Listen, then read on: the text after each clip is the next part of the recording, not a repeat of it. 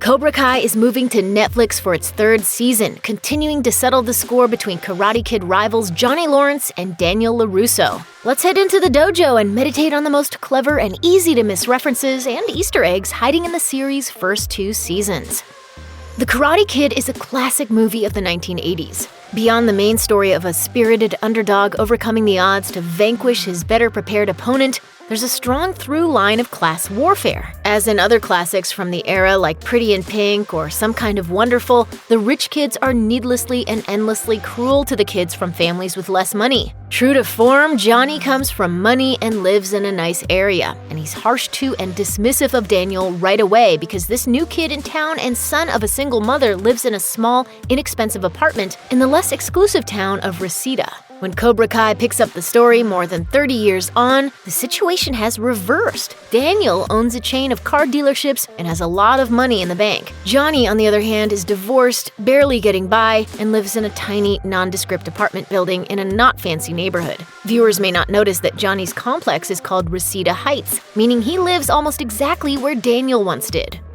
At the end of the 1984 classic, Johnny, the villain of the piece, ends the big match face down on a gym mat, thoroughly defeated by Daniel at the All-Valley Karate Tournament. To set up how Cobra Kai examines the world of California dojo karate from the point of view of Johnny, it opens up with a shot to let the world know exactly where it's starting from, philosophically speaking. With Johnny face down on a messy bed, beaten not by Daniel, but by the harsh travails of a disappointing life over the past 30 years. The fate of one Cobra Kai character is tragic and sad, but it also provided the series writers with a chance to make an extremely subtle nod to a famous line from the original Karate Kid movie, and which makes it ghoulishly prophetic in the process. It was a real coup for Cobra Kai to get actor Rob Garrison to make an appearance on the show in 2019, seeing as how he'd retired from acting and had only appeared in one other project in nearly 25 years. He reprised his role as Tommy, one of Johnny Lawrence's Cobra Kai friends and fellow bullies from the Karate Kid. In Cobra Kai, Tommy is dying, and he has one last day of drinking, riding motorcycles, and camping with his friends before passing away in his sleep. That at least completed his character's unresolved arc after so many years. The last viewers see of Tommy is when his lifeless corpse is zipped into a body bag. That's a reference to the first Karate Kid, when Johnny fights in the climactic All-Valley Karate Tournament, when Tommy roots on his compatriot who is thoroughly putting a beatdown on Daniel. So you okay? Can you go on? Get him a body bag! Yeah! All right. Sadly, the real-life Garrison died just a few months after his Cobra Kai appearance, making it extra touching that he returned to the franchise decades later for such a silly and yes, morbid joke. In the first season episode of Cobra Kai Never Dies, Daniel LaRusso makes breakfast for his kids, proudly and enthusiastically whipping up a sugary concoction of batter, fruit, and chocolate chips he calls Bananarama pancakes. That's a cute bit of goofy dad wordplay, but it also alludes to a music cue from the first Karate Kid movie. The movie came out in 1984, during the brief period of time when English vocal group Bananarama was extremely popular in the United States. One of the trio's biggest hits was Cruel Summer, which is also a song that soundtracks Daniel's first bicycle ride to his new school in The Karate Kid. The synth-pop classic doesn't actually appear on the film's official soundtrack, so that's an Easter egg just for fans extremely familiar with the movie itself. The song is so associated with The Karate Kid that a cover of the tune showed up in a second season episode of Cobra Kai during a similar establishing shot of a bustling day at school. The Karate Kid spawned a hefty film and television universe. Many of the entries were largely forgotten by the time the first season of Cobra Kai reached a paying audience on YouTube, such as the ill-fated 1994 reboot starring Hilary Swank, the 2010 remake starring Jaden Smith and Jackie Chan, and the 1989 animated The Karate Kid television series. But the circumstances of Cobra Kai are to be interpreted to their logical but extreme end. There's another film series that could be considered a part of the Karate Kid extended universe. In Cobra Kai, Johnny Lawrence is divorced from his former wife Shannon, the mother of his son Robbie. In the 2010 movie Hot Tub Time Machine, which is partially set in the 1980s, Cobra Kai star William Zabka plays a guy named Rick, and Diora Baird plays his wife. Baird portrays Shannon on Cobra Kai, implying that they're the same couple, and that things obviously ended badly at some point. Oh, really? One more bet. No, Ricky, come on. You said one more and then you'd be done. I also said to shut the f*** up. Remember that? Pulpo, the second-to-last episode of Season 2 of Cobra Kai, includes the unlikely sight of longtime enemies Johnny and Daniel on a double date together, albeit reluctantly. They do have a bit of fun when they recount their long and violent rivalry. They also pinpoint the weird moment when it might have all began. You smeared a blueberry pie on my shirt. That's because you put it on my chair first. No. He's leaving out the details. Speaking of leaving out the details, this inciting act of aggression may strike even the biggest Karate Kid fans as unfamiliar.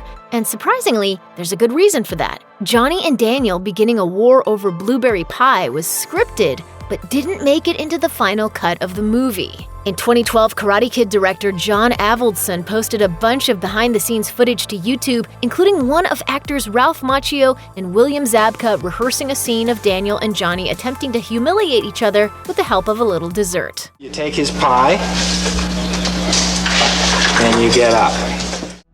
Many of the major cast members of the original The Karate Kid movies from the 1980s show up for at least a cursory cameo at some point in the first 2 seasons of Cobra Kai. Martin Kove even shows up as the presumed dead Kreese to bother and motivate Johnny, and Randy Handler recurs as Daniel's mother, Lucille LaRusso. One notable omission, at least in the first 2 seasons, Elisabeth Shue, and her character Allie Mills is nowhere to be found, apparently not ready to reprise her role as a love interest and source of tension between her ex-boyfriend Johnny and his rival Daniel. Last mentioned as having left Daniel for a UCLA football player in The Karate Kid Part 2, Allie may not appear in the first 2 seasons of Cobra Kai, but her presence is strongly felt throughout. Daniel and Johnny explain and dissect their love triangle from long ago, and Daniel lets slip that Allie became a pediatric surgeon and moved to Denver with her oncologist husband, all of which she ascertained from a little Facebook snooping. One of the final shots of Season 2 shows the screen of Johnny's angrily discarded phone, displaying a friend request from one Allie Mills Schwarber. Shue does appear briefly on camera in the form of a photo taken in the 80s. It sits in the trophy case at Johnny's old high school for some reason. Los Angeles is a massive city with countless entertainment options, and yet the young people of the Karate Kid and Cobra Kai universe seem to only ever patronize one family entertainment establishment, both back in the 80s and today. In The Karate Kid, Daniel takes Allie on a sweet and innocent first date to Golf and Stuff, an actual putt-putt course and gaming arcade located in Norwalk, California. There they engage in wholesome activities like air hockey, bumper boats, bumper cars, and drinking soda pop. Viewers learn from Cobra Kai that Johnny also took Allie on their first date to Golf and Stuff, kicking off their 2-year romance in high school, making it extra harsh in retrospect that Allie and Daniel went there too. Golf and Stuff then shows up for real when karate student Miguel takes out Daniel's daughter Samantha for an evening of fun. The 9th episode of the first season of Cobra Kai is titled Different But Same, a clue into how the episode finds once and again enemies Johnny and Daniel reconnecting over the many things they turned out to have in common. Look good together. Different but same. For example, a bout of beer-soaked reminiscing reveals that both men aren't totally over Allie Mills, who Daniel dated in high school after she broke up with Johnny, and who Johnny still thinks that Daniel moved in on. Similarly, different but same is how in the previous episode, Molting, Miguel, a Cobra Kai trainee, spies Johnny's son, Robbie, getting along a little too well with his girlfriend Sam, who also happens to be Daniel's daughter. In that same episode, a group led by Daniel's ne'er-do-well cousin sets Johnny's car on fire, and he blames Daniel. What could be a very violent situation is ultimately diffused by Daniel's wife, Amanda, who suggests her husband hand over, free of charge, a car of Johnny's selection from one of the many lots owned by their LaRusso Auto Group. Thought you sold Porsches. Yeah, right. In your dreams. Daniel escorts Johnny to a dealership full of selections and instructs, choose. That's the same simple line delivered in the same simple way that Mr. Miyagi offered Daniel a car as a birthday present back in The Karate Kid. In the years since the events of the original Karate Kid movies took place, Daniel LaRusso has done quite well for himself. He's married to Amanda with 2 kids, Samantha and Anthony, and he owns and operates LaRusso Auto Group, a successful chain of suburban Los Angeles car dealerships. But he hasn't completely forgotten karate, which was an important and formative part of his youth. The former All-Valley karate champion uses the martial art as a recurring bit in TV commercials for his car lots, literally karate chopping high prices and promising to kick the competition. These air on local television all the time, where the jealous and resentful Johnny Lawrence sees them and finds them to be extremely corny. He isn't wrong. However, Johnny soon comes to realize the power and importance of branding when he makes a TV commercial for his new and improved Cobra Kai dojo. Well, he doesn't do it. He's proudly not the least bit tech-savvy, but he recruits karate student Aisha Robinson to put the spot together.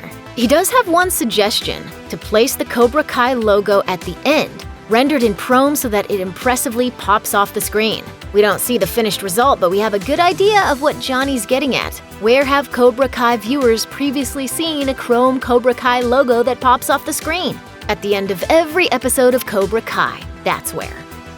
Check out one of our newest videos right here. Plus, even more Looper videos about your favorite movies and TV shows are coming soon. Subscribe to our YouTube channel and hit the bell so you don't miss a single one.